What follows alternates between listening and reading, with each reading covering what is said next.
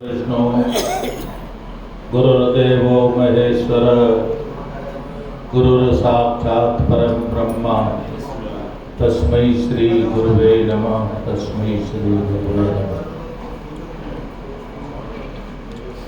अपने वयोवृद्ध पूज्य महामंडलेश्वर स्वामी विवेकानंद जी महाराज ये हरिद्वार पंचपुरी के सभी महामंडलेश्वर वृंद, महंत वृंद, संत वृंद, सभी को मेरा ओम नमो नारायण। आप सभी एक आज पुण्यशाली कार्यक्रम में उपस्थित हुए। वेदांत के विद्वान पूज्य स्वामी संतोष मुनि जी महाराज को आज अनुभवी आश्रम में महंथई चादर समर्पित की आप सब लोगों ने। आप सबको इनको शुभकामनाएं तो नहीं हैं, लेकिन आप सबको भी बहुत बहुत मेरी शुभकामनाएं हैं कि अनुभवी आश्रम का जो भविष्य है वो बहुत सुंदर होगा, उज्जवल होगा। महाराज जी का स्थान साथ में है, अभी बनाना है।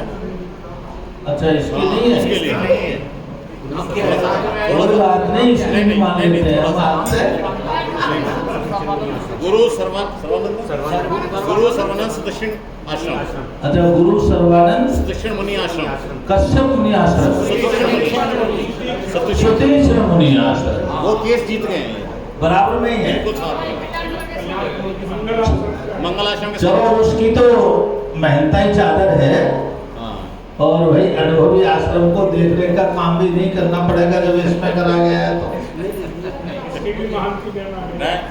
भैया हमको तो इस आश्रम से ज्यादा मोह है, क्योंकि हमारे जो महाराज जी यहाँ के महंत जी हैं, तो ये महंत जी बड़ी सेवा करते साथ।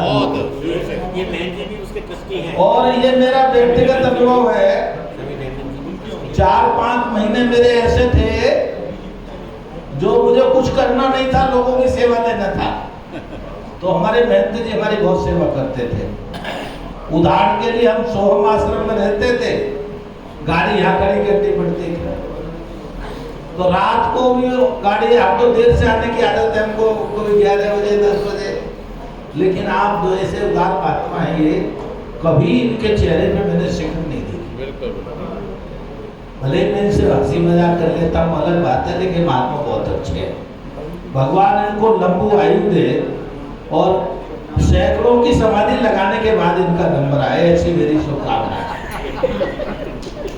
कि वो चिंतित हो गए हमने समाधि की बात की, तो आप चिंता मत करो, हमें नहीं बहुत लंबे समय रहना है। महाराज जो समाधि वाले नहीं, अग्नि संस्कार वाले। कोई भाई की बात है, संस्कार को विचार कर लो। अब पार्टी में ले जा रहे हैं। लेकिन पहले तो समाधि में जाएंगे, संस्कार तो बाद में करोगे। पहले तो महात्मा समाधि में जाता है, वो वाली संस्कार तो बाद में आप कर कुछ भी कर लो। चाहे भू समाधि दे दो, जल समाधि दे दो, अग्नि समाधि दे दो, कुछ भी करो, लेकिन मूल तो साधु का जो स्वरूप है वह समाधि का ही है। वास्तव में ऐसे महात्मा सेवा करने वाले कभी मिलते हैं। और आप ये देख रहे, मैं तो पिछले 30-35 साल से इस आश्रम को देख रहा हूँ। ये दिन प्रतिदिन तेज गति बढ़ रही है। जैसे हमारे महंत जी का पेट बढ़ रहा है, और वैसे ही ये मंदिर का आश्रम का गेट भी बढ़ रहा है। पेट और गेट दोनों बढ़ रहे हैं।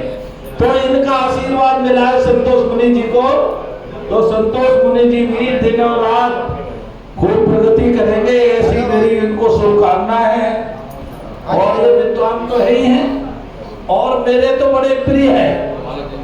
और मुझे ये पता नहीं था, इनका नाम मुझे बताया नहीं किसी ने। और कोतवाल तो बहुत चालाक है, ये जो कमल मुनि नाम का कोतवाल है बहुत चालाक है। आधी सूचना देता है जानबूझ करके, कहीं कुछ घोटाला करना हो तो आसानी से कर ले। तो इसने तो ये कहा कि अनुभवी आश्रम की महंताई है, अब मेरी कोई गलती नहीं है, सब गलती कोतवाल की है, क्योंकि इसने ये बताया कि वहाँ अनुभवी आश्रम में मेहनता ही है। तो जब किसी आश्रम में मेहनता ही होती है तो यही माना जाता होगी कि आश्रम की मेहनता ही होगी। लेकिन कोई बात नहीं, इस आश्रम का भी मेहनत ढूंढना पड़ेगा, उत्तराधिकारी ढूंढना पड़ेगा, उसकी भी व्यवस्था करनी पड़ेगी। क्योंकि हरिद्वार में अगर आपने अपने आश्रम की व्यवस्था अपने सामने नहीं की तो ये समझ लेना आश्रम माफिया, भूमाफिया ने आपके वारंट काट दिए। आपको अगर थोड़े ठीक ठाक समय जीना है तो मैं हरिद्वार के महात्माओं को बिना मांगे राय देता हूं, अपना उत्तराधिकारी अपने सामने घोषित करो। हो सकता है कि थोड़ा आड़ा तिरछा चलेगा, ये मान लो, लेकिन आपके सामने ही तो चलेगा, और पीछे क्या क्या करेगा तो पता ही नहीं लगेगा। आपके सामने चलेगा, आपके सामने सुधार करने का अवसर मिलेगा। और सबसे बड़ी बात यह है कि जो हरिद्वार में भूमाफियाओं की नजर आश्रम पर लगी हुई है और आश्रमों को संपत्ति मानते, और संपत्ति मानने के कारण से आश्रम के महंत रातों रात गायब हो रहे हैं, चंपत हो रहे हैं। मैं चंदा चंपत की बात नहीं कर रहा हूं, महंतों की बात कर रहा हूं। तो हमें तो चिंता हरिद्वार में सारे महंत सुरक्षित रहे, आश्रम सुरक्षित रहे। ये बात मैं इसलिए कह रहा हूं, मुझे कहना पड़ता है। कोई महात्मा चला जाता है, उसके आश्रम पर कब्जा करने जाते हैं, तो चाहे महात्मा मुझे भंडारे में ना बुलाए, लेकिन मैं अपना को सौभाग्य मानता हूँ, आश्रम कब्जे के लफड़े में जरूर मुझे बुला लेते हैं। आप उसी योग्य हैं सबके। मैं तैयार हूँ। ये आश्रम का लफड़े में खड़े होना ये संतों की सेवा है, क्योंकि संतों का उसमें त्याग छिपा होता है, संतों का श्रम छिपा होता है, संतों की साधना छिपी होती है। और ऐसे त्याग और साधना को बर्बाद कोई करे तो ये बिल्कुल नहीं होने देंगे। और इसीलिए आप सबको मेरी ज्यादा बोलते हुए, यहाँ तो इस समय भंडारे का समय होने वाला होगा, तो पुनः मैं संतोष मुनि जी को हार्दिक शुभकामनाएं देते हुए जीवन इनका बहुत उच्च ऊंचाइयों तक पहुंचे, ऐसी मेरी शुभकामनाओं के साथ मैं अपने वाणी को विराम दूंगा।